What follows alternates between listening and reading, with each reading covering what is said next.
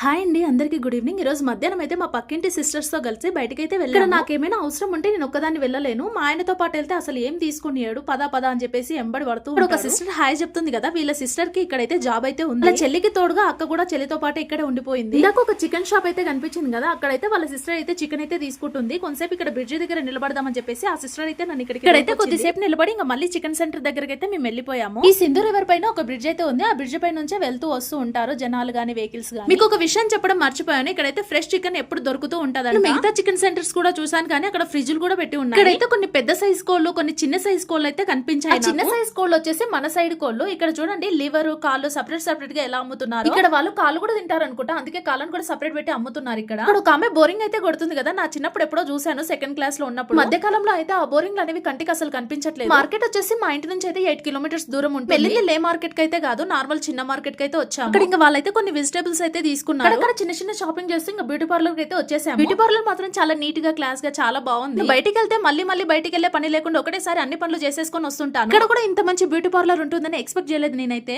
ఇక్కడ చూడండి దలై లామా ఫోటో కూడా ఇక్కడ పెట్టి ఉంచారు. నాతో పాటు వచ్చిన సిస్టర్ అయితే హైబ్రోస్ అయితే చేయించుకుంటుంది, అందుకోసం ఇక్కడ నేనైతే వెయిట్ చేస్తున్నాను. ఇంకా తను చేసుకున్న తర్వాత నేను కూడా హైబ్రోస్ అయితే చేయించుకుంటాను. అయితే ladies corner, gift shop, stationery అన్ని మిక్స్ అయ్యి కొన్ని ఐటమ్స్ అయితే తీసుకొని అక్కడ నుంచి అయితే ఆటో దగ్గరికి అయితే నాతో పాటు లే మొత్తం చూస్తున్నారు కదా. ఐ హోప్ ఈ వీడియో కనుక మీకు నచ్చినట్లయితే లైక్ చేసి సబ్స్క్రైబ్ చేసి కామెంట్ చేసుకోండి. Thank you for watching my video.